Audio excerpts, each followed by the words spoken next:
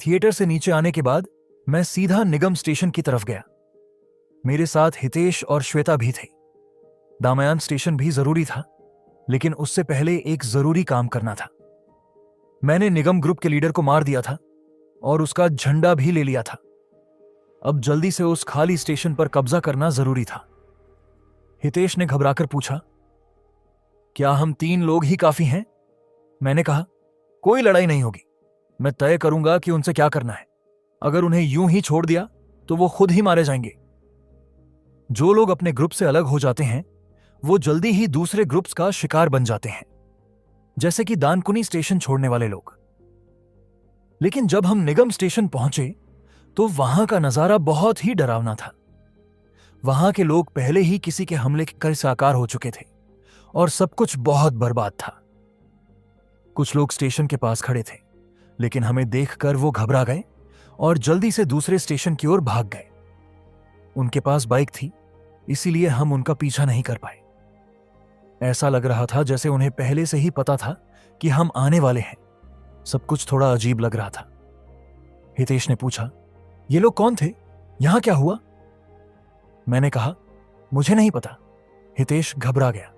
अगर रविंद्र जी को भी नहीं पता तो? लेकिन अच्छा ये हुआ कि निगम स्टेशन का झंडा होल्डर खाली था। इस समय कोई ग्रुप निगम स्टेशन पर कब्जा नहीं किए हुए है। क्या आप स्टेशन पर कब्जा करना चाहते हैं? मैंने झंडा होल्डर में डाला और फिर बाहर निकाला। अब वहां वैसा ही झंडा लग गया जैसा मेरा था। आपने निगम स्टेशन पर कब्जा कर लिया है। अब कोई भी इसे आपसे नहीं छीन सकता जब तक कि आपका मेन ठिकाना या झंडा न छिन जाए। अभी आपके कब्जे में है दानकुनी, मेन स्टेशन, निगम साइड स्टेशन। लाल झंडे की ताकत बढ़ रही है। झंडे का रंग और भी गहरा लाल हो गया। आपका प्रभाव और बढ़ गया है। एक हिडन मिशन शुरू हो गया है।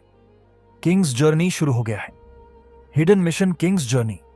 मिशन प्रकार हिडन, कठिनाई। एक कठिन मिशन पूरा करने की शर्त 10 दिनों के अंदर कम से कम 10 स्टेशन पर कब्जा करना। इनाम, राजा जैसी ताकत। अगर असफल हुए, अगर हर दिन कम से कम 1 स्टेशन पर कब्जा नहीं किया तो आप और आपके सारे साथी मर जाएंगे। अब मैं उस खतरनाक मिशन तक पहुंच चुका था। अब इसे शुरू करने के बाद वापस मुड़ना मुमकिन नहीं था। राजा बनने की 2 ही हालत होती है, या तो राजा बनो या मर जाओ। एक नया राजा बनने वाला अब अपने रास्ते पर निकल चुका है। अब से असली झंडों की जंग शुरू हो चुकी थी। मैं दानकुनी वापस गया, अपनी टीम को बुलाया और उन्हें इस नए मिशन के बारे में बताया। हासना को यह सुनकर दिलचस्पी आई। हितेश थोड़ा कंफ्यूज दिखा और श्वेता हमेशा की तरह चिंतित लग रही थी। श्वेता ने कहा, यह तो बहुत मुश्किल लग रहा है। रविंद्र जी, क्या हम कर पाएंगे? मैंने मुस्कुराकर कहा, हां, सब ठीक होगा। वो लोग जलने के बजाय मेरी फिक्र कर रहे थे। शायद उन्हें लग रहा था मैं या तो कोई फरिश्ता हूं या फिर मूर्ख। हितेश बोला, अच्छा हुआ कि रविंद्र जी ही राजा बनने वाले हैं। शुक्रिया। तो अब आपको महाराज बोलें क्या? हासना ने उसे मजाक में मारा और बोली, मुझे यह सब पसंद नहीं है। फिर हासना मजाक में बोली, महाराज, अब तो आपको जल्द ही अगला स्टेशन लेना पड़ेगा।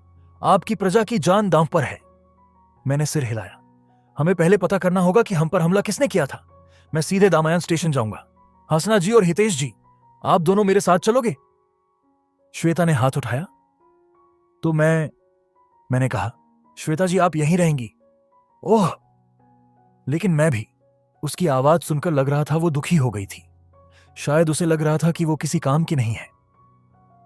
उसके पास हासना जैसी ताकत नहीं थी, ना ही हितेश जैसा मजबूत शरीर, और ना ही कोई स्पेशल पावर जैसी कि गौरव के पास थी। श्वेता जी? हां? इस नई दुनिया में श्वेता की पुरानी खूबियां अब किस काम की नहीं रह गई थीं, लेकिन वो इतनी अच्छी थी कि दूसरों से जलन नहीं करती थी। फिर भी अंदर ही अंदर उसे कमतर महसूस होने लगा था। श्वेता, हर कोई हर काम अच्छा नहीं कर सकता। हां, मुझे पता है। श्वेता ने हल्की मुस्कान दी। मैंने ध्यान से कहा ताकि उसे बुरा ना लगे। तुम्हें मेट्रो में कही गई अपनी बात याद है? रविंद्र की अपनी अलग जिंदगी है और मैंने कहा था मेरी भी अलग लाइफ होगी। हां, मुझे याद है। मैंने उसे अपने फोन में लिखा था। वो कुछ ज्यादा ही खुश लग रही थी। खैर, मुझे यह अच्छा लगा, इसलिए मैंने आगे कहा, श्वेता जी, यहां आपके लिए एक जरूरी काम है। मैं गौरव को अकेला नहीं छोड़ सकता और मुझे कोई चाहिए जो प्रीतम पर नजर रखे और बाकी घबराए हुए लोगों को संभाले। श्वेता की आंखें थोड़ी कांपने लगीं। और निगम ग्रुप को भी नजर में रखना होगा। हो सकता है वो हमारे ना होने पर हमला कर दें। प्रीतम तो है, लेकिन हो सकता है आपकी बाइंडिंग थ्रेड की जरूरत पड़े। मैं ये काम ठीक से कर पाऊंगी? श्वेता धीरे से बोली, क्योंकि उसे खुद पर भरोसा नहीं था। दोस्तों, मैं सोच रहा हूं कि श्वेता जी को यह जिम्मेदारी दे दूं। आप क्या कहते हैं? हितेश और हासना ने कुछ सोचा और फिर सिर हिलाया। ठीक है, अगर श्वेता है तो मुझे भरोसा है। किंग, अगर आपको ठीक लगता है तो दीजिए। मैंने हासना की तरफ गुस्से से देखा। क्या उसे यह मजाक लग रहा था? आप लीडर की खास शक्ति का उपयोग कर रहे हैं। दानकुनी स्टेशन के लीडर रविंद्रनाथ सिंह ने अपनी कुछ ताकत श्वेता को दे दी है। अब ग्रुप की सदस्य श्वेता दानकुनी स्टेशन की डिप्टी बन गई हैं। अब वो प्रतिनिधि की जगह फैसले ले सकती हैं और सजा भी दे सकती हैं। श्वेता मुझे चौंक कर देखने लगी। वो डरी हुई लग रही थी। मैं? मुझे ये जिम्मेदारी दे रहे हैं? हां, मैं ये काम आपको ही सौंपता हूं। मैंने ये सच में सोच समझ कर कहा था। सब लोग एक जैसे काम नहीं कर सकते, लेकिन श्वेता इस रोल के लिए सबसे सही इंसान थी।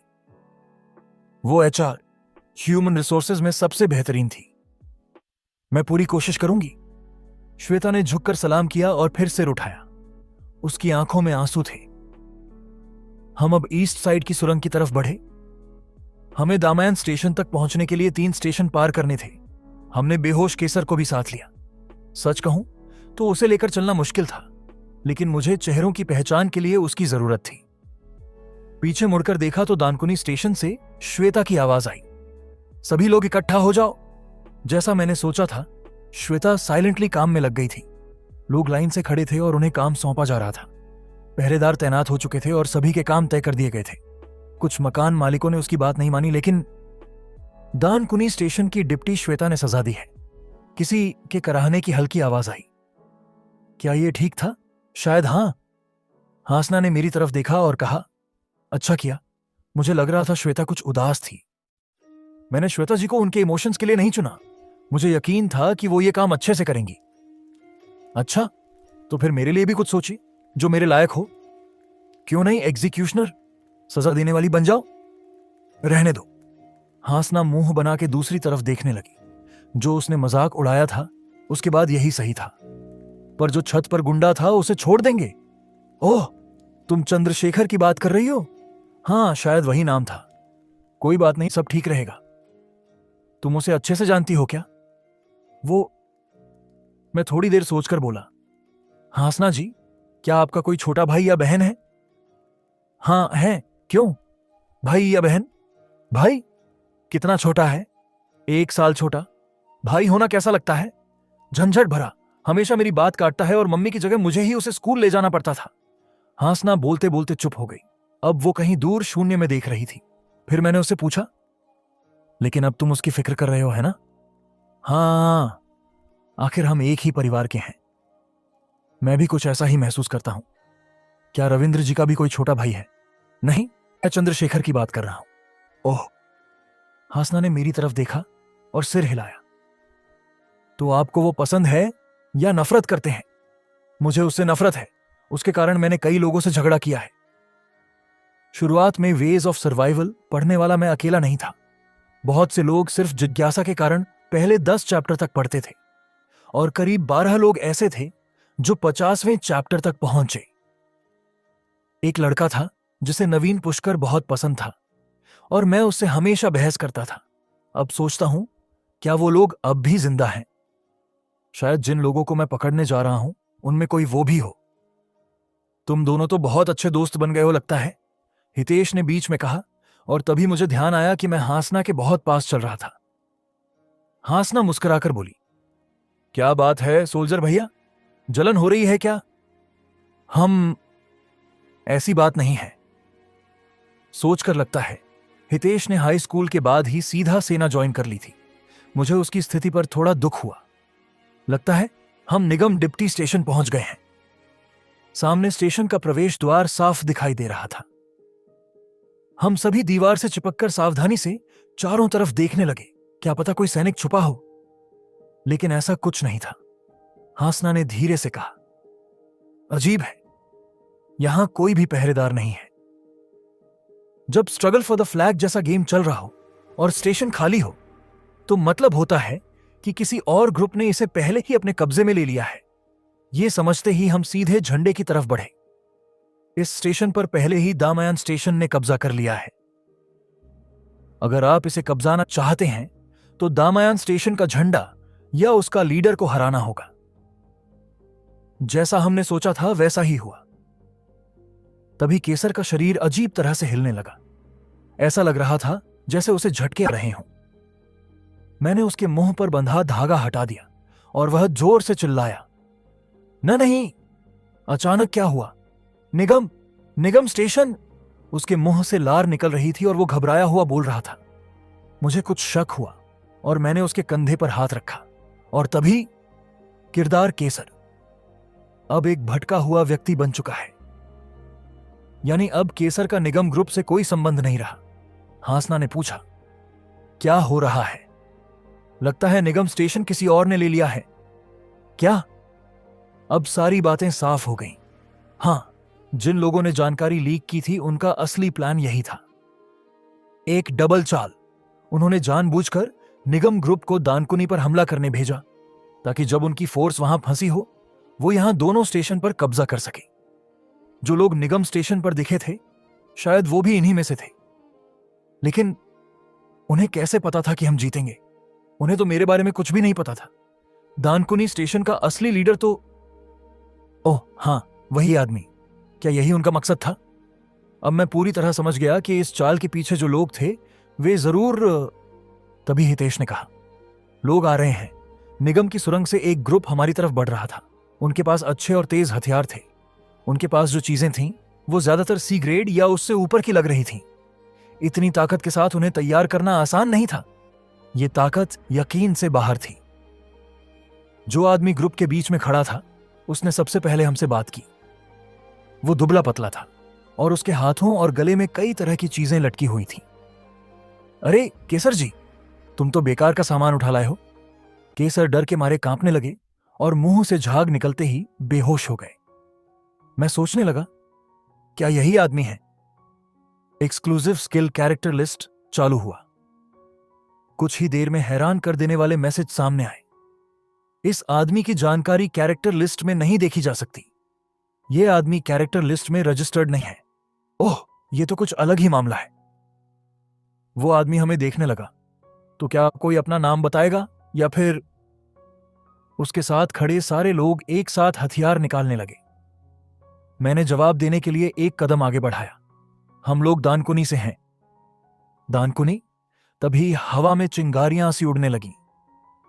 कोई तुम्हारे ऊपर एक्सप्लोर एट्रीब्यूट इस्तेमाल कर रहा है। फोर्थ वॉल स्किल ने इसे रोक दिया है। वो आदमी ऐसे पीछे हटा जैसे उसे जोर का झटका लगा हो। उसने थोड़ी देर तक मुझे घूरा और फिर पूछा, माफ करना, तुम्हारा नाम क्या है? मैंने एक बार हंसना और हितेश की तरफ देखा, फिर उस आदमी की ओर देखकर ठंडी और गंभीर आवाज में बोला, मैं चंद्रशेखर हूं। यह कोई सपना या धोखा नहीं था। जैसे ही उस लड़के ने मेरा नाम सुना, उसकी आंखें बड़ी हो गईं। कहीं तुम? वो ध्यान से मेरा चेहरा देखने लगा। तभी मुझे याद आया कि वेज ऑफ सर्वाइवल में चंद्रशेखर के बारे में क्या लिखा था। ज्यादा जानकारी नहीं थी, लेकिन इतना लिखा था कि वह हैंडसम था। और मेरा चेहरा, क्या यह मेरी किस्मत थी या कहानी की छूट? क्या हुआ? कुछ नहीं। अब उसका अंदाज एकदम आदर वाला हो गया था। मुझे नहीं पता उसके दिमाग में क्या चल रहा था, लेकिन वह जरूर उलझन में था। एक बात पक्की थी, यह बंदा वेज ऑफ सर्वाइवल पढ़ चुका था। मैं इसलिए भी पक्का था क्योंकि उसका नाम कैरेक्टर लिस्ट में नहीं था, और चंद्रशेखर का नाम सुनते ही वो चौंक गया था। अब उसकी नजर मेरे पास खड़े हितेश की तरफ गई। लग रहा था जैसे वो हितेश की जानकारी देख रहा था। शायद वो कुछ समझने की कोशिश कर रहा था। मैंने उसे जानबूझकर थोड़ा वक्त दिया ताकि वो हितेश को ठीक से देख सके। फिर मैंने कहा, हेलो भाई, आंखें जरा संभाल कर।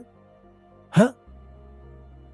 अब उसे समझ आ गया था कि वह मुझे डिटेक्ट एट्रीब्यूट स्किल से देख सकता है और उसने हितेश की जानकारी भी देख ली थी। मुझे नहीं पता कि उसने कितनी दूर तक वेज ऑफ सर्वाइवल पढ़ा है, लेकिन कुछ बातें तो पक्की थी जिससे वह मुझे पहचान सकता था। जैसे कि एसएस रैंक की स्किल अंतर्दृष्टि, जिससे सामने वाले को देखा भी जा सकता है और खुद को छुपाया भी जा सकता है। अब तो उसे यकीन हो गया होगा कि मेरे पास अंतर्दृष्टि है। तुम्हें क्या लगा मैं नहीं जान पाऊंगा कि तुमने बी ग्रेड स्किल से मुझे देखा? अब उसका चेहरा बदलने लगा। फिर उसकी नजर मेरे पीठ पर लगे लाल झंडे पर गई। जैसे मैंने सोचा था, उसके पास चंद्रशेखर को पहचानने के कुछ ही रास्ते थे। हरामी! उसके ग्रुप में से एक लड़का शायद अब तक कुछ नहीं समझ पाया था और मुझ पर भाला तान दिया। जैसे ही हासना और हितेश मुझे बचाने के लिए आगे बढ़ने वाले थे, धड़ाम! उस आदमी का सिर फट गया और खून फव्वारे की तरह निकलने लगा। लोग चिल्लाने लगे। उसी खून के बीच से एक गंभीर चेहरा दिखाई दिया। ये कौन है? वो सीधा भीड़ को चीरता हुआ मेरी तरफ आया। माफ कीजिएगा, आपको ये सब देखना पड़ा। तुम कौन हो? मेरी ठंडी आवाज पर उसने खुद को शांत रखने की कोशिश की। उसका कॉन्फिडेंस अच्छा था। अगर मैं उसकी जगह होता तो डर के मारे कांप जाता। मैं संजीव दिब्बाकर हूं, निगम स्टेशन का डिप्टी। वो मेरे पास आकर झुक गया। मुझे ये अच्छा लगा। अब मैंने चंद्रशेखर वाला रोल अच्छे से शुरू किया। मैंने गुस्से से कहा, निगम स्टेशन? अब ये स्टेशन मेरा है, निकलो यहां से। क्या? अब से ये स्टेशन मेरा है, समझे? हट जाओ यहां से। वो अवाक रह गया। क्या कहा तुमने? बात मानोगे या नहीं? मैंने उस झंडे की तरफ देखा जिस पर निगम स्टेशन का चिन्ह था। अब संजीव को मेरी बात समझ में आ गई। यह तो मुमकिन नहीं है। एक बार स्टेशन पर कब्जा हो गया तो। मुझे बेवकूफ समझा है? तुम डिप्टी हो? जी, अगर तुम डिप्टी हो तो तुम्हारे पास स्टेशन ट्रांसफर करने की ताकत है। ये नहीं जानते थे? अगर 3 तक गिनने से पहले तुमने झंडा नहीं सौंपा तो मैं तुम्हारा सिर काट दूंगा। 1। संजीव डर गया। उसके लोग मुझे घेरने लगे और माहौल थोड़ा खतरनाक हो गया। हासना और हितेश भी घबरा गए। उन्हें नहीं पता था मैं ये सब क्यों कर रहा हूं। मैं बोला, क्या मैं मजाक कर रहा लग रहा हूं? 2। शायद उसे कहानी की बातें याद नहीं आ रही थीं। लगता है वह भूल गया था कि चंद्रशेखर कौन था। तो चलो उसकी याददाश्त ताजा कर देता हूं। Pure star energy level 2 activate हुआ। ब्लेड ऑफ फेथ चालू हुआ। मेरी जलती हुई सफेद तलवार की रोशनी में मैंने देखा संजीव का चेहरा पीला पड़ चुका था। अब यह डर का खेल था। अगर उसे चंद्रशेखर की असली पर्सनैलिटी याद थी तो वह कभी मेरे सामने नहीं टिकता, और अगर नहीं याद थी तब भी कोई दिक्कत नहीं। मैं डरा दूंगा और अगर हालात खराब हुए तो भाग जाऊंगा। अब मेरे पास ताकत थी। तभी संजीव जल्दी से चिल्लाया, रुको, मैं दे देता हूं झंडा तुम्हारा। तो ये पक्का हो गया, इसने वेज ऑफ सर्वाइवल पढ़ी तो थी लेकिन अच्छे से नहीं। जरूरत नहीं है। हां, तुमने जवाब देने में देर कर दी। क्या मतलब? यह जगह काफी नहीं है, दामयान भी मुझे दो। मेरे पास खड़ी हंसना हैरान रह गई। ऐसा लग रहा था कि वो कुछ करने वाली है, लेकिन वो बाहर नहीं जा सकी। नहीं, अब मुझे ही कुछ करना होगा, क्योंकि अब मैं चंद्रशेखर था और मुझे कुछ अजीब बातें कहनी होंगी ताकि सामने वाला सच में सोच ले कि मैं चंद्रशेखर ही हूं। मैंने तलवार संजीव की तरफ उसकी ओर कहा, अगर तुमने नहीं दिया तो सौदा नहीं होगा। लेकिन मैं फिर से 3 तक गिनता हूं। 1। संजीव दिबाकर का चेहरा देखकर लग रहा था कि उसे अब यकीन होने लगा है कि मैं चंद्रशेखर हूं। उसके सामने एक नोबेल का हीरो खड़ा था। अब वो क्या करेगा? जो भी करेगा वो तय करेगा कि मेरा और उसका रिश्ता आगे कैसा रहेगा। मैं निगम डिप्टी स्टेशन दे सकता हूं, लेकिन क्या मेरे पास दामायान देने का अधिकार नहीं है? अगर आप चाहें तो हमारे मेन लीडर से मिल सकते हैं। यह जवाब मेरे लिए सही था। मतलब आसान शिकार मिल गया। संजीव आगे बोला, चंद्रशेखर जी बहुत प्रसिद्ध हैं। हमारे लीडर आपसे मिलने को बहुत उत्सुक हैं। कृपया हमें बातचीत का मौका दें। तुम मुझे जानते हो? भला चंद्रशेखर को कौन नहीं जानता? ये बोलते ही वो चुप हो गया। शायद उसे लगा कि उसने कुछ ज्यादा बोल दिया, क्योंकि अभी तो चंद्रशेखर इतना फेमस नहीं हो सकता था। खैर, अगर आप साथ चलें तो हमारे लिए बहुत सम्मान की बात होगी। मैंने उसे देखा और जवाब दिया, ठीक है, रास्ता दिखाओ। संजीव का चेहरा चमक उठा, लेकिन उसने एक और बात जोड़ दी। चिंता मत कीजिए, मैं राजा की शपथ लेकर कहता हूं कि चंद्रशेखर को कुछ नहीं होने दूंगा। निगम स्टेशन के डिप्टी संजीव दिबाकर ने राजा की शपथ ली है। अगर वो ये वादा तोड़ता है तो आप उसे सजा दे सकते हैं। काफी समझदार है। अगर उसे सच में लग रहा है कि मैं चंद्रशेखर हूं तो उसने सही किया। अब इसकी कीमत उसे चुकानी होगी। तुम लोग? बिल्कुल नहीं, हम में से कोई भी चंद्रशेखर को छू भी नहीं सकता। हाँ हाँ हाँ, तो चलिए इस ओर। 1 मिनट जी। मैंने झंडा पकड़ने वाले की ओर इशारा किया। वो मुझे दो। आपको निगम डिप्टी स्टेशन मिल गया है, अब आपके कब्जे में है। दानकुनी, मेन ठिकाना, निगम डिप्टी स्टेशन। लाल झंडे की ताकत बढ़ रही है। झंडा मेरी आंखों के सामने बदल रहा था। यह एक शानदार शुरुआत थी, या फिर यह सब कुछ ज्यादा आसान नहीं था। तो चलो अब। मैंने संजीव के कांपते कंधे देखे और सोचा, क्या मैं अब हमेशा चंद्रशेखर बनकर नहीं जी सकता? हम सब संजीव के साथ निगम स्टेशन की तरफ जा रहे थे। निगम स्टेशन के बाकी लोग नहीं जानते थे कि मैं कौन हूं, लेकिन संजीव इतना गंभीर था कि कोई कुछ नहीं बोल पाया। मैं अपनी टीम के साथ सबसे पीछे चल रहा था। तभी हितेश मेरी ओर देखता है और थोड़ी हिचकिचाहट के बाद बोलता है, सुनिए रवि।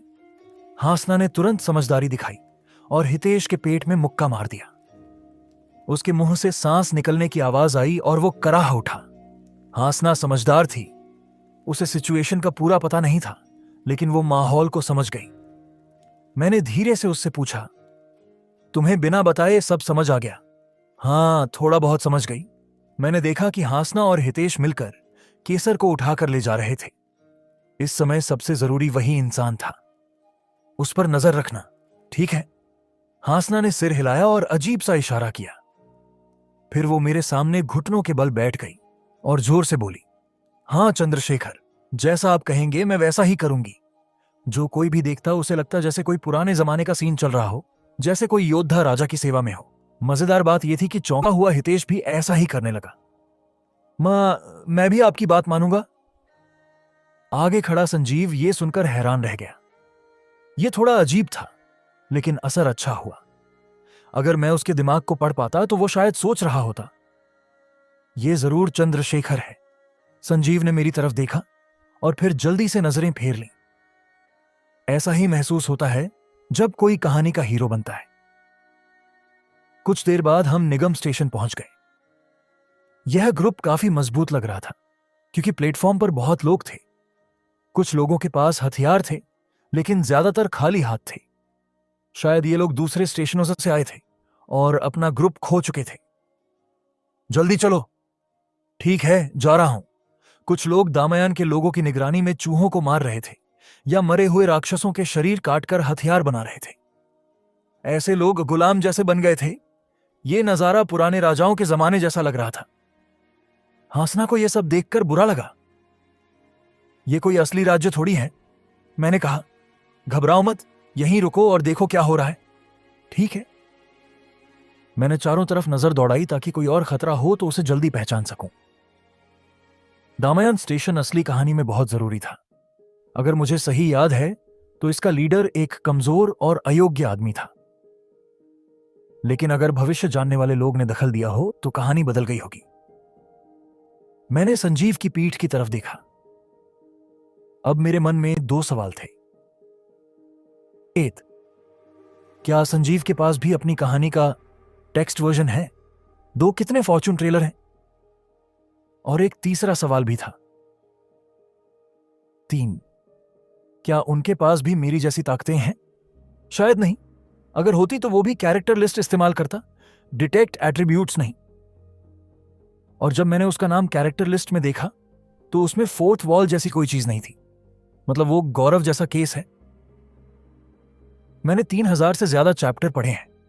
अगर किसी ने बस थोड़े चैप्टर पढ़कर मेरी जैसी ताकतें पा लीं तो वो गलत होगा। अब लगता है कि उनके पास शायद टेक्स्ट वर्जन है ही नहीं।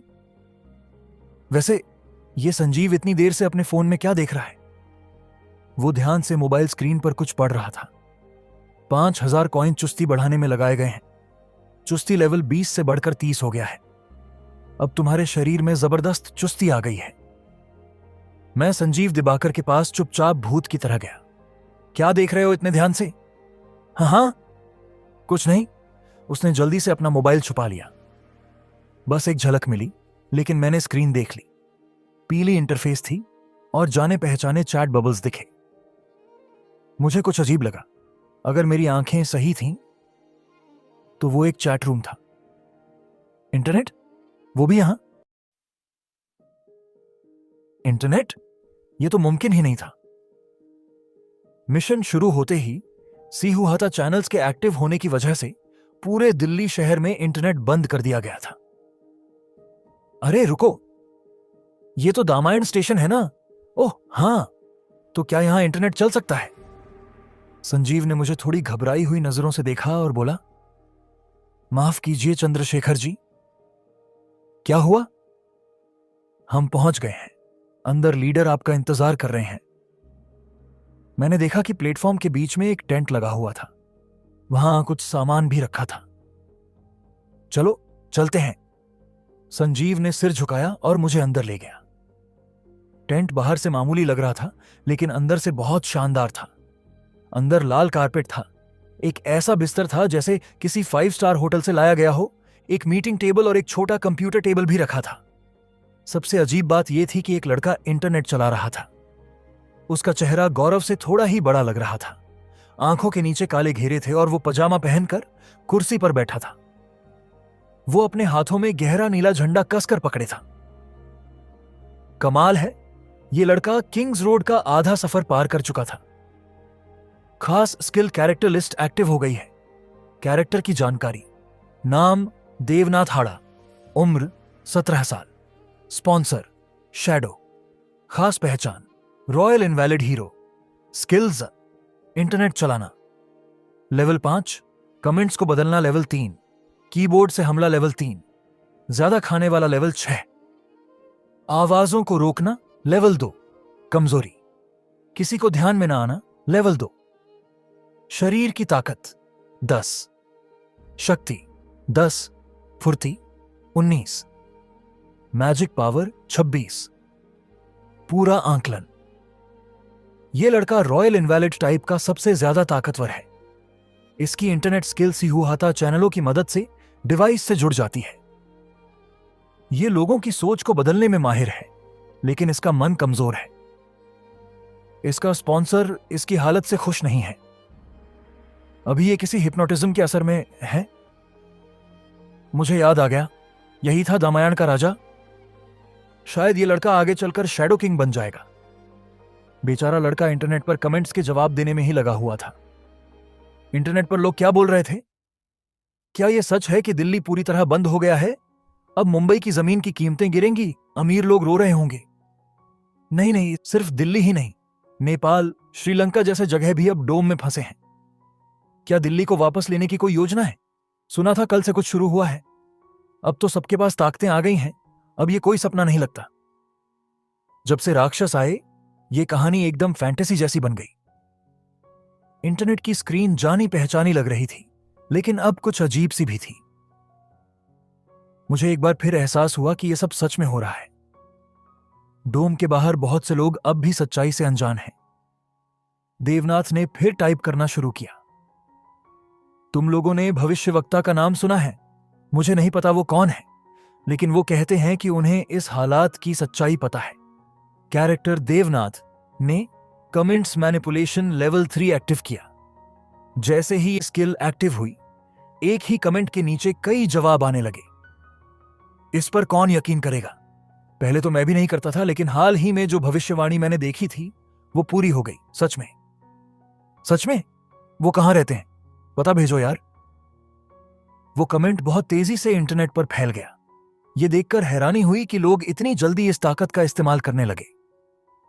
लीडर देवनाथ, संजीव ने आवाज लगाई और वो लड़का धीरे से सिर उठाकर देखने लगा। एक मेहमान आए हैं, उनसे मिलो। देवनाथ की थकी हुई आंखें मेरी तरफ मुड़ी। हेलो। वो बिल्कुल ठीक हालत में नहीं था। ये वही लड़का था जिसे दिल्ली का 7वां राजा कहा जाता था, लेकिन अब वो बहुत कमजोर और बीमार लग रहा था। पहले भी वो लोगों से दूर रहता था, लेकिन इस तरह नहीं। देवनाथ लड़खड़ाते हुए कुर्सी पर बैठा और अपने नाखून चबाने लगा। संजीव मुस्कुराया, जैसे उसे सब ठीक लग रहा हो। तो चलिए चंद्रशेखर जी, अब असली बातचीत शुरू करते हैं हमारे लीडर से। मैंने देवनाथ की तरफ देखा और हल्के से हंसते हुए कहा, बातचीत? किससे? क्या आप मजाक कर रहे हैं मुझसे? देवनाथ की आंखें खाली थीं। क्या यही है आपका लीडर? कागज पर भले ही वो इस स्टेशन का नेता हो, लेकिन असल में नहीं था। आप मुझे बेवकूफ बना रहे हैं? क्या आप चाहते हैं कि मैं एक गुड्डे से बात करूं? मैंने पीछे देखा तो संजीव के हाथ कांप रहे थे। शायद उसे उम्मीद नहीं थी कि मैं उसकी सच्चाई पकड़ लूंगा। उसने मोबाइल निकाला, कुछ देखा और फिर गहरी सांस ली। चंद्रशेखर जी, मैं आमतौर पर ऐसा नहीं करता, मुझे माफ कर दीजिए। असल में तो स्टेशन की असली ताकत तुम हो, है ना? हाँ हाँ, और कितनों को पता है ये बात? सिर्फ कुछ गिने चुने लोगों को। ताकतवर इंसान को आगे रखकर खुद पीछे से राज करना, ये चीज मैंने पहले भी कहानियों में देखी थी, लेकिन अब हकीकत में देख रहा हूं। अगर तुम ही सब संभालते हो तो मुझे यहां क्यों बुलाया? दूसरों की नजरों से बचने के लिए। शायद आपने ध्यान दिया हो, इस टेंट के चारों ओर आवाज रोकने वाला जादू लगा है।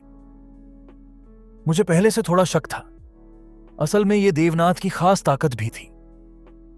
तो मतलब बात बहुत जरूरी है।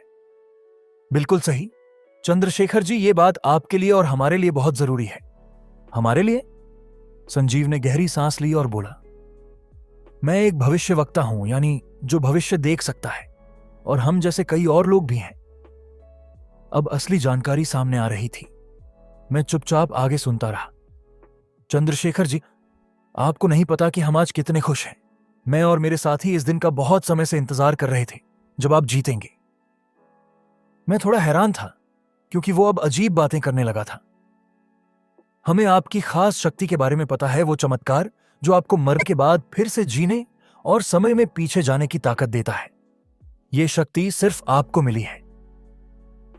मुझे थोड़ी चिंता हुई कि कहीं सुप्रीम्स नाराज ना हो जाएं, लेकिन मैंने बात सुननी जारी रखी।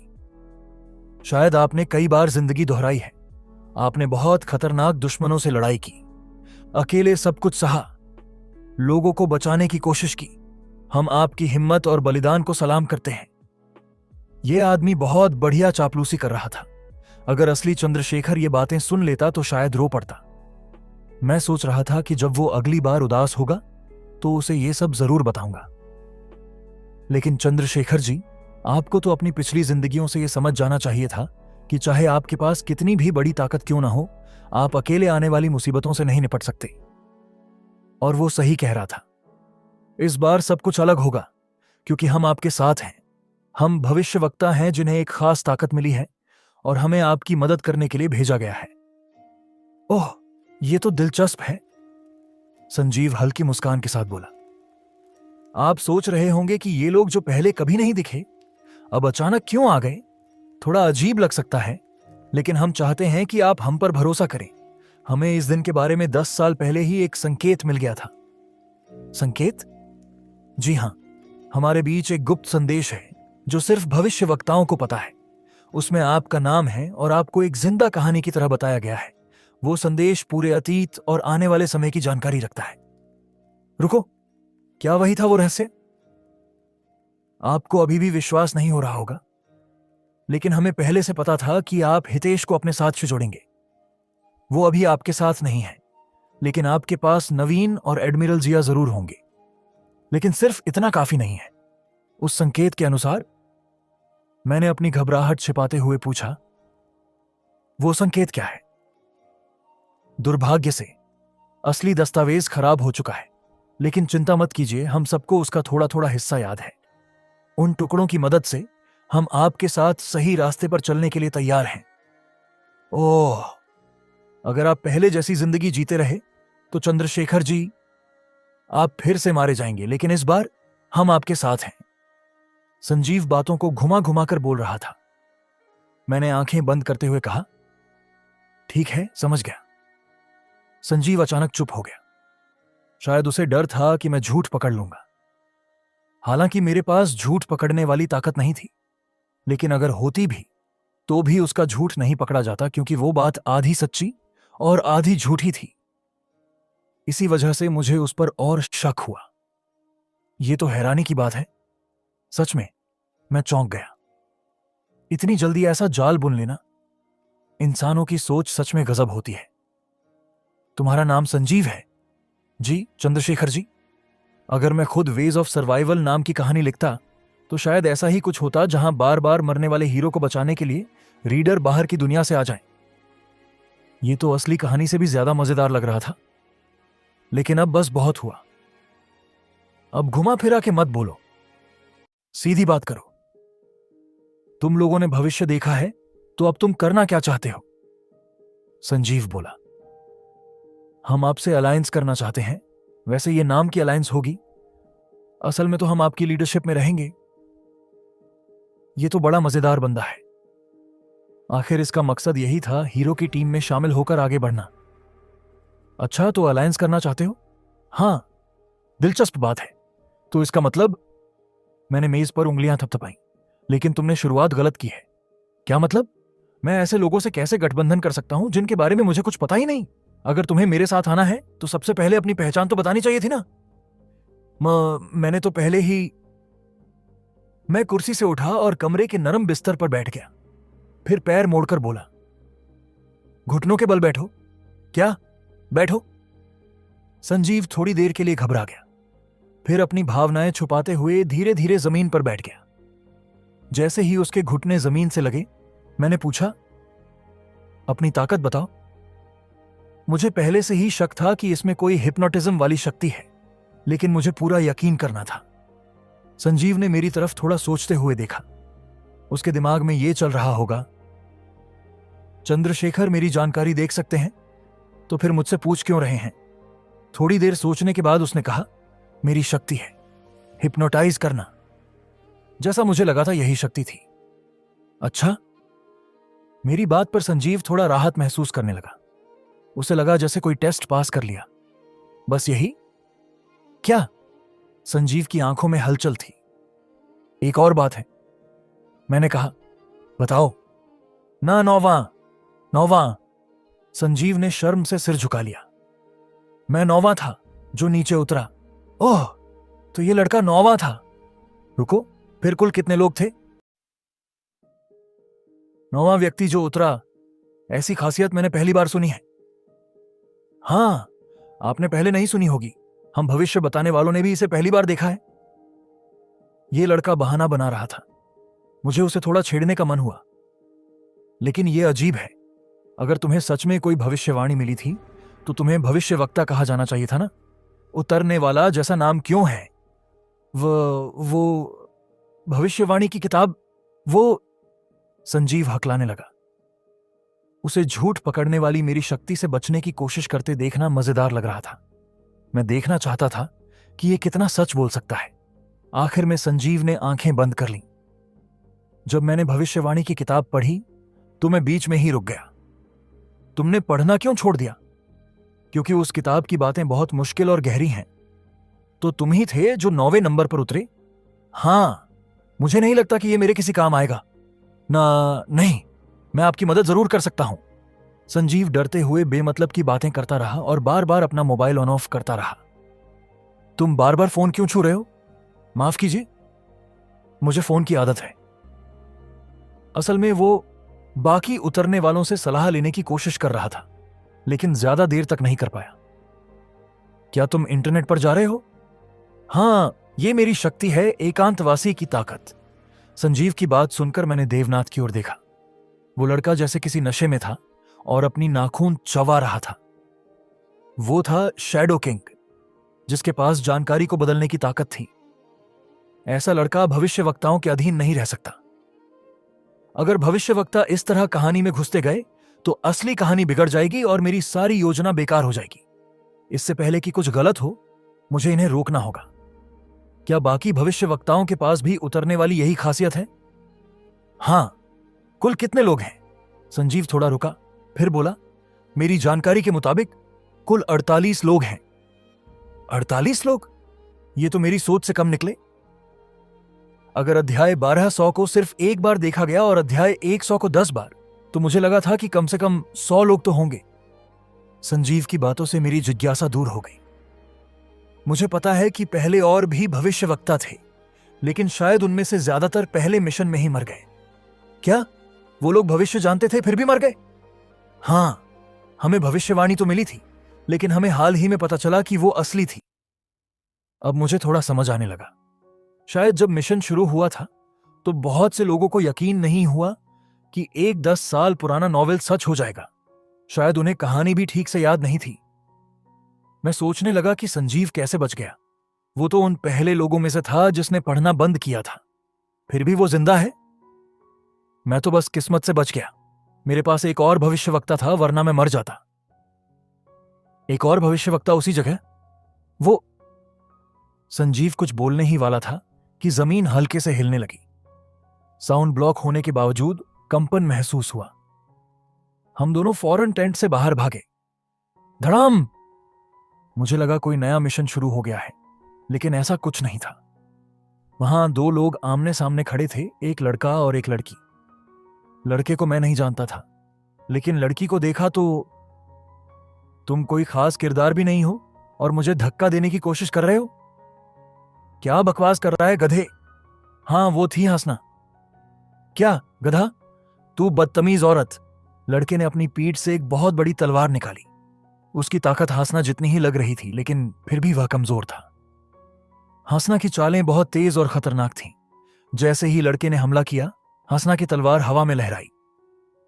कैरेक्टर हासना ने अपनी स्पेशल स्किल मौत के कदम एक्टिव की है। हासना! हासना ने अपनी तलवार उस लड़के की गर्दन के पास रोक दी। लड़के के रोंगटे खड़े हो गए। अगर मैं बीच में नहीं आता तो वो लड़का मर चुका होता। संजीव डरकर चिल्लाया, मोहन, ये तुम क्या कर रहे हो? उसकी बातों और चेहरे को देखकर मैं समझ गया। खास स्किल कैरेक्टर लिस्ट एक्टिव हो गई है। इस इंसान की जानकारी नहीं मिल रही है। यह इंसान लिस्ट में दर्ज नहीं है, मतलब यह भी एक भविष्यवक्ता है। थोड़ी देर बाद वो दूसरा भविष्यवक्ता मेरे सामने घुटनों के बल बैठा था और संजीव उसके पास खड़ा था। माफ करना, मेरे दोस्त को कुछ पता नहीं था। जल्दी माफी मांग। वो लड़का नीचे झुक गया और बोला, माफ कीजिए। लेकिन उसके चेहरे पर अब भी थोड़ा गुस्सा था। वो घमंडी लग रहा था। मैंने हासना से कहा, हासना, मैंने कहा था बिना जरूरत तलवार मत उठाना। ये कमीना। हासना! हासना पहली बार थोड़ी हैरान हुई। माफ कीजिए चंद्रशेखर जी। हासना ने सिर झुकाया और वहां से चली गई। हितेश भी चुपचाप उसके पीछे चला गया।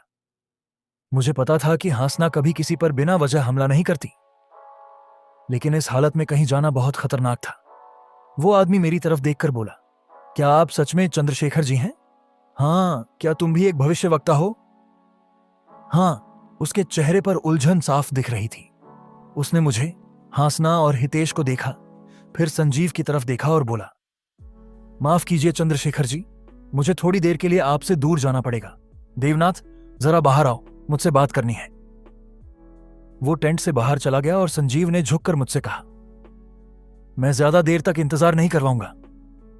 ठीक है। अगर मैं असली चंद्रशेखर होता तो शायद यह सब ना होता, लेकिन मैंने उन्हें बात करने की इजाजत दी क्योंकि मेरे पास इसकी एक वजह थी। जैसे ही संजीव बाहर गया, मैंने तुरंत बोंगा को आवाज दी। बोंगा, क्या हुआ? अब फिर से मजे ले रहे हो? सुनने की ताकत चाहिए, 2000 कॉइन खर्च कर दो। अब बोंगा ऐसी बातों का आदी हो चुका था। 3 सेकंड के अंदर एक नोटिफिकेशन आ गया, 2000 कॉइन खर्च हो चुके हैं। तुमने सुनने की शक्ति नाम की खास स्किल हासिल कर ली है। बोंगा ने चेतावनी दी। सुनो, चौथे मिशन से ज्यादा सावधान रहना। इतने बड़े मिशन में अब बड़े सिहुहाता का कंट्रोल होता है। मैंने उसकी बात नहीं सुनी। सुनने की शक्ति लेवल 1 एक्टिवेट हो गई है। मैं धीरे से उस टेंट के पास गया जहां से आवाजें ब्लॉक हो रही थीं। अब बातें सुनाई देने लगी। वो लोग ज्यादा दूर नहीं थे। अबे तुझे नहीं लगता कुछ गड़बड़ है क्या? क्या वो आदमी तुझे हैंडसम लगता है? अब ये क्या बकवास है? कहानी में लिखा था कि चंद्रशेखर बहुत हैंडसम था। अरे शुक्र है, संजीव ने बात संभाल ली। हो सकता है लेखक की पसंद अलग हो, लेकिन ये चंद्रशेखर ही है। इसकी वही गंदी आदतें हैं। तू तो सिर्फ 9वें चैप्टर तक पढ़ा है, तुझे क्या पता? तू खुद ही तो सब भूल चुका है क्योंकि तूने बहुत पहले पढ़ा था। फिर भी मेमोरी बेनिफिट की वजह से कुछ चीजें तो याद रहती हैं ना। बिना उस सुविधा के तो तुझे शुरू का हिस्सा भी याद नहीं रहता। अगर मैं ना होता तो तू अब तक जिंदा नहीं होता। अब उनकी आवाजें मेरे और करीब आ रही थीं। कुछ भी कहो, अजीब तो है। हितेश को छोड़ दो, वो औरत कौन है? अगर मैं ठीक याद कर रहा हूं तो तीसरे टाइम ट्रेवल में ऐसी कोई औरत नहीं थी। तो फिर चेक कर लो, देख लो कि वो असली चंद्रशेखर है या नहीं। अगर वो सच में असली हुआ तो फिर हमारे प्लान के मुताबिक काम करेंगे। अगर हमने चंद्रशेखर को पकड़ लिया तो हम उन लोगों से भी निपट सकते हैं जिन्होंने 50वें चैप्टर तक पढ़ा है। बहुत जरूरी बातें पता चल रही थीं। भले ही ये लोग चंद्रशेखर से जुड़ना चाहते थे, लेकिन अपने हालात की वजह से उल्टा उसकी बुराई कर रहे थे। यही तो इंसानों की फितरत होती है। संजीव और वो आदमी मेरी तरफ आ रहे थे। माफ कीजिए, आपको इंतजार करवाया। चलिए अंदर चलते हैं। हम वापस टेंट के अंदर गए। चंद्रशेखर जी, मैं अपनी पिछली बदतमीजी के लिए माफी चाहता हूं। मैं फिर से आपका स्वागत करता हूं। मेरा नाम मोहन दुबे है। वो मुस्कुराया और झुककर नमस्ते किया। यह आदमी देखने में भले ही पिटा हुआ लग रहा था, लेकिन इसके पास बढ़िया आइटम्स थे। खासकर फरार होने वाला मास्क, जिससे कोई भी अपना चेहरा और पहचान बदल सकता था। मैंने सीधे सवाल किया, तो तुम किस चैप्टर पर रुके थे?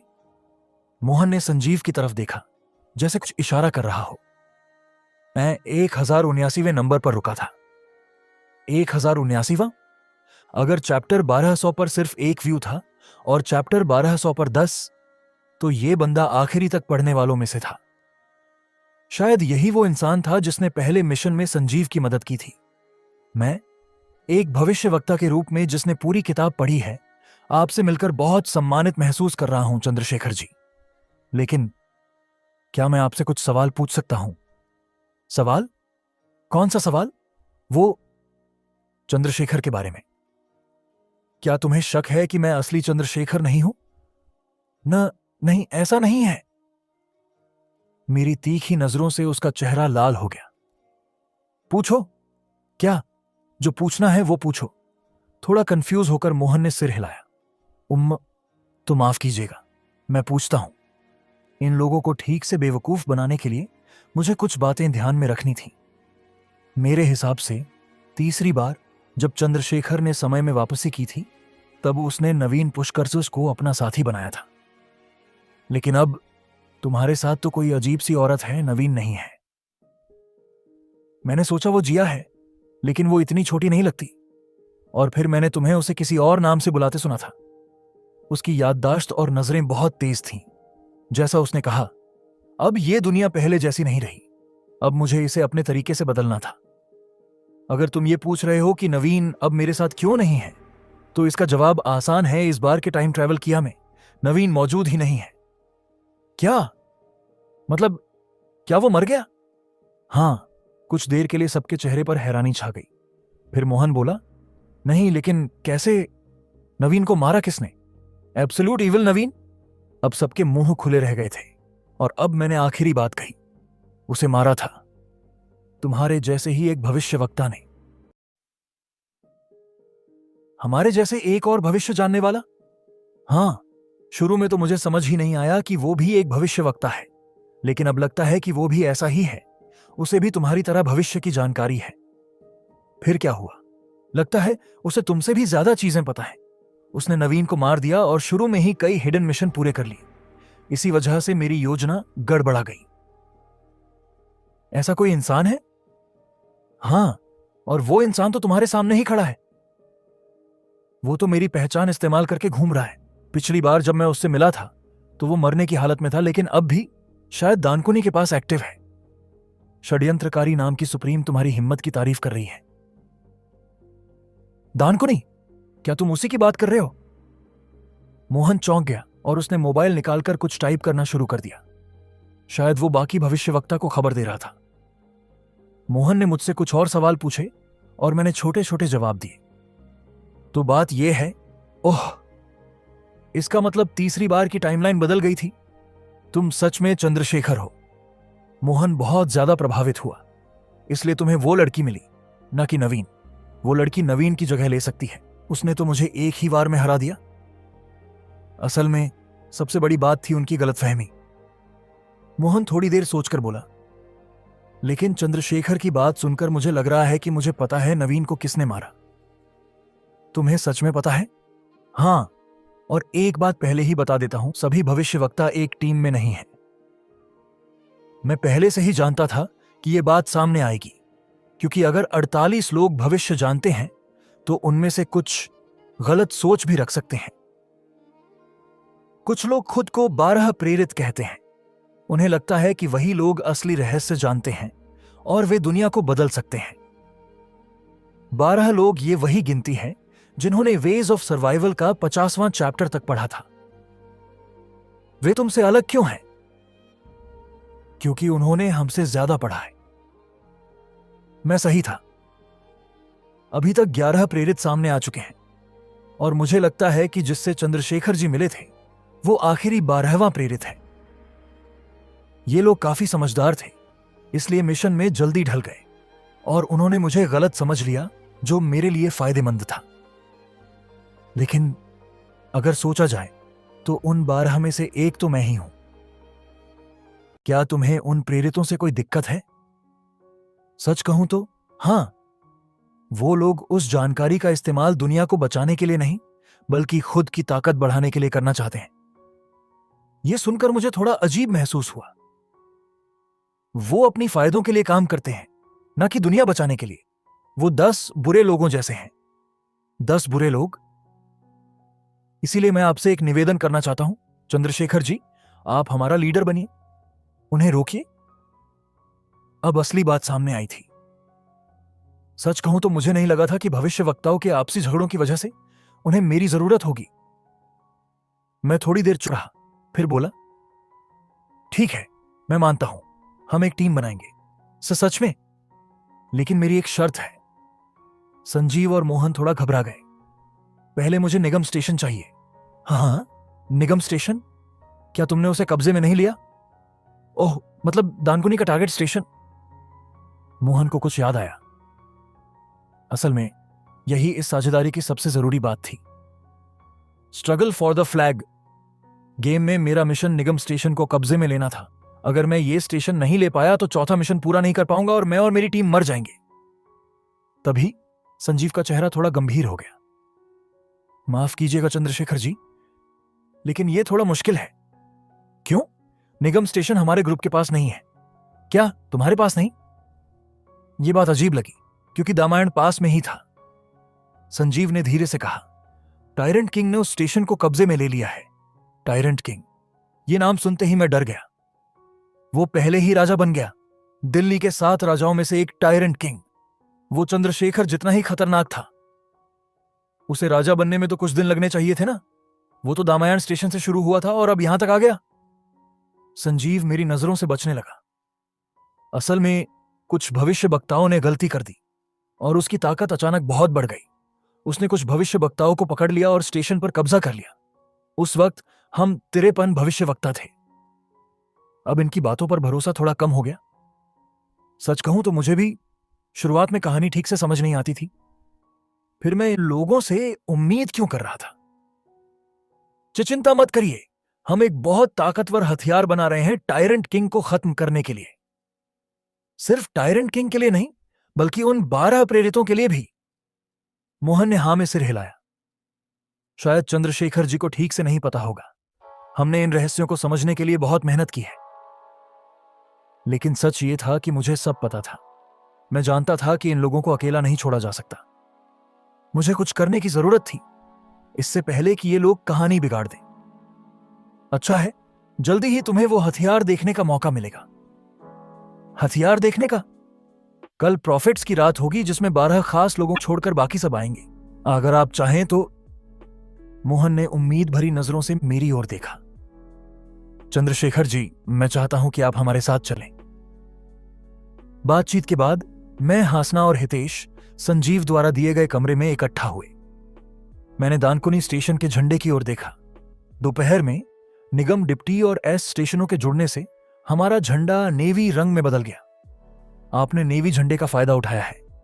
अब आप अपने ग्रुप के लोगों के साथ ग्रुप चैट कर सकते हैं। अब हमें बात करने में कोई डर नहीं था। ये चैट कोई और नहीं सुन सकता जब तक कोई ग्रुप मेंबर पास ना हो। मैंने उन्हें आज जो हुआ वो सब बताया। हंसना को थोड़ा अंदाजा था, लेकिन हितेश चौंक गया। हे भगवान, ये तो विश्वास करने जैसा नहीं है। इन्हें भविष्य का कुछ पता है, इसीलिए रविंद्र जी चंद्रशेखर बनकर रह रहे हैं। हां, फिर तो हमें यहीं रुकना चाहिए। इनके बारे में और जानना होगा। नहीं, क्या? मैं आज ही इनसे निपट लूंगा। मैंने हासना की ओर देखा और कहा, सॉरी हासना, कोई बात नहीं, बस थोड़ा बुरा लग रहा है। अरे, मैं तो मजाक कर रही हूं। अभी तो डोगजासी जैसे माफिया लग रहे हैं, है ना? अगर सच में गिल्टी हो तो मुझे उस बदतमीज को सबक सिखाने दो। हासना हंसते हुए बोली, तो क्या आज रात कुछ धमाकेदार होगा? धमाकेदार? हितेश हासना के मजाक से घबरा गया। मैंने सिर हिलाया। मुझे पहले एक काम करना है। कैसा काम? अब सब अपनी जगहों से हिल चुके हैं, अब काम थोड़ा मुश्किल होगा। मैंने एक छोटा सा काला कपड़ा निकाला और जैसे ही मैंने उसे पहना, मैं गायब हो गया। हितेश हैरान रह गया। अरे रविंद्र जी, मैं जब इशारा करूं तब तुम लोग काम शुरू करना। यह एक खास आइटम था, रिक्लूज अ क्लोक, जिसे मैंने 3000 कॉइन में खरीदा था। इसका इस्तेमाल 5 बार किया जा सकता था और ये एक बार में 20 मिनट के लिए मुझे पूरी तरह से छिपा देता था। मैं अंधेरे में गुम हो गया। यह ताकत उन लोगों पर बेअसर थी जिनके पास लेवल 6 या उससे ऊपर की एब्सोल्यूट सेंस स्किल हो, लेकिन यहां ऐसा कोई नहीं था। मैं नींद में डूबे पहरेदारों को पार करते हुए देवनाथ के टेंट तक पहुंच गया। टेंट के चारों ओर ऐसी चीजें लगी थीं जो आवाज़ को बाहर जाने से रोकती थीं, इसीलिए मुझे अंदर बात करने में कोई डर नहीं था। मैंने चुपचाप टेंट खोला और देखा कि एक लड़का अकेले कंप्यूटर पर बैठा है। उसकी आंखों के नीचे काले घेरे पहले से भी ज्यादा गहरे थे। वो लड़का अकेला बैठकर लगातार टाइप कर रहा था। इन भविष्यवक्ता लोगों ने इस बच्चे को एक थकी हुई मशीन बना दिया था। एक ऐसी मशीन जो झूठ और सच्चाई को मिलाकर लोगों में गलत जानकारी फैला रही थी। अभी इसका असर कम था, लेकिन समय के साथ इसकी अहमियत बढ़ने वाली थी।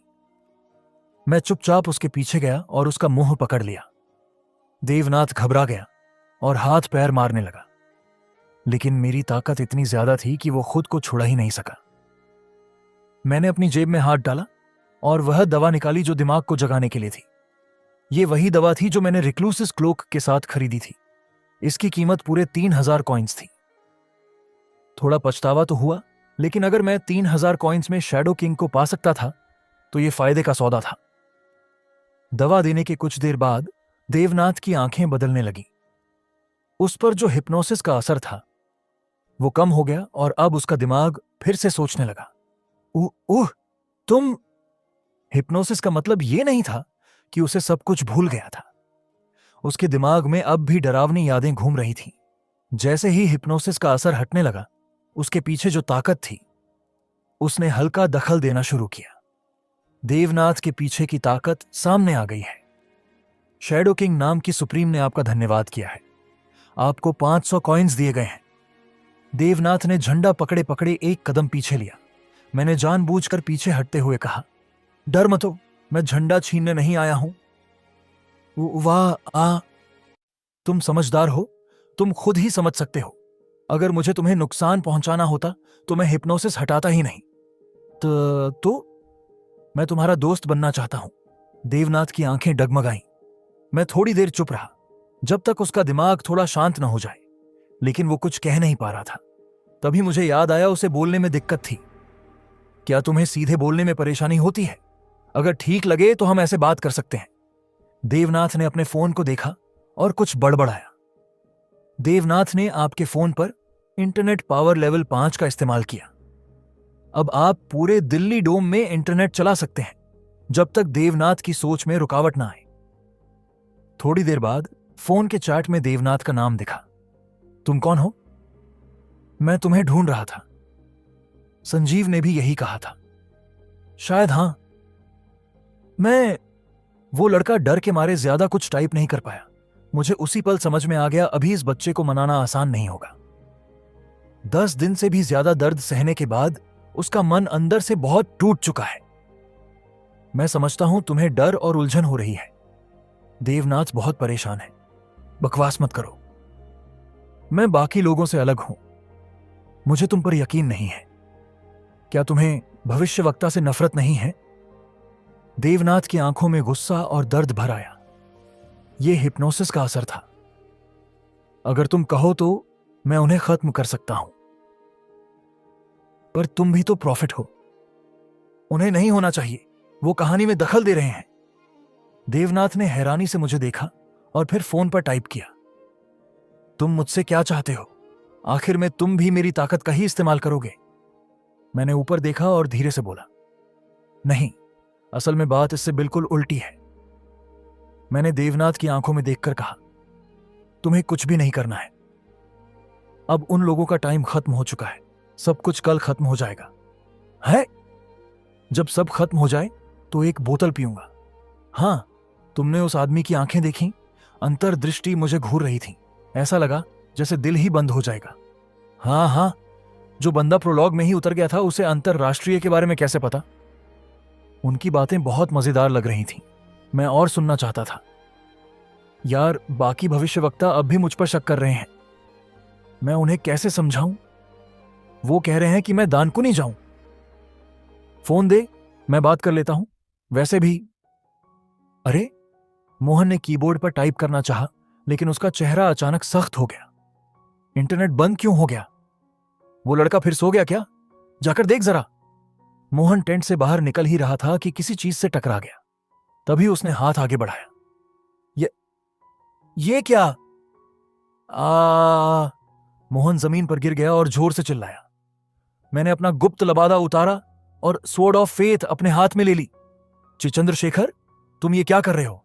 संजीव डर से पीछे हट गया और तभी हासना टेंट के बाहर से झांकी। मैंने कुछ लोगों को हटा दिया, लेकिन बहुत सारे लोग हैं। मैं ज्यादा देर नहीं टिक पाऊंगी। वो चली गई और बाहर से लड़ाई की आवाजें आने लगी। अब गार्ड्स भी आएंगे। तुम्हें अंदाजा भी है कि तुम क्या कर रहे हो? चंद्रशेखर, तुम हम सबसे अकेले नहीं लड़ सकते। मुझे सबसे नहीं, सिर्फ तुमसे निपटना है। मेरी बात सुनकर संजीव घबरा गया। माफ करना चंद्रशेखर, लेकिन मैं ऐसा नहीं होने दे सकता। वो धड़ाक! मैंने अपनी तलवार से मोहन के शरीर पर हल्का वार किया और उसका कवच कट गया। वो जोर से चिल्लाया, आह! उसके कपड़ों से एक छोटा झंडा गिरा। मैंने उसे उठाया। तुमने निगम ग्रुप का झंडा जीत लिया है। तुम्हारा झंडा अब और भी ताकतवर बन गया है। अब यह झंडा तुम्हारी रक्षा करेगा। तो असली लीडर तुम हो निगम ग्रुप के। कैसे पता चला? तुम लोग चाहे जितने भी बेवकूफ हो, इतना दिखावा तो नहीं करते। शुरू से ही मुझे अजीब लगा था कि देवनाथ को लीडर बना दिया गया। जो लोग भविष्य जानते हैं, वो किसी कहानी के किरदार को लीडर नहीं बनाएंगे। असल में लीडर संजीव नहीं था। जवाब साफ था। बाकी निगम ग्रुप के लोग तुम्हारे फैसले का इंतजार कर रहे हैं। अब गार्ड्स का आना भी बेकार था। मोहन घबराकर बोला, चंद्रशेखर, बाकी भविष्यवक्ताओं को यह सब पता चल जाएगा। जब इंटरनेट बंद है तो वो जानेंगे कैसे? संजीव जोर से चिल्लाया। उसकी सारी प्लानिंग बर्बाद हो चुकी थी। तुम हमारे साथ ऐसा क्यों कर रहे हो? सोचने वाली बात है, लेकिन अब इसका कोई मतलब नहीं।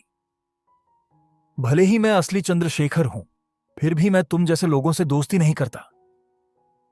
क्या मतलब? मैंने दोनों के डर से सफेद पड़े चेहरों की तरफ देखा और मुस्कुराते हुए कहा, तुम्हें पूरी कहानी पढ़नी चाहिए थी, आखिरी तक। तो गाइस, आज इसके 50 चैप्टर्स कंप्लीट हो चुके हैं और क्या पता नहीं, लेकिन इस स्टोरी पर सपोर्ट नहीं मिल रहा। पता नहीं ये स्टोरी पसंद नहीं आ रहा या फिर कुछ और बात है। लेकिन आगे इसके चैप्टर्स आना अभी कुछ देर के लिए हम लोग पॉज कर रहे हैं। अगर आप लोगों का डिमांड रहा तो फ्यूचर में इसके आगे के चैप्टर्स आएंगे, लेकिन अभी के लिए पॉज्ड है। तो अगर आप लोग कोई भी दूसरा स्टोरी सुनना चाहते हो तो आप लोग कमेंट में बता सकते हो। तो मिलता है किसी और वीडियो में, तब तक के लिए बाय।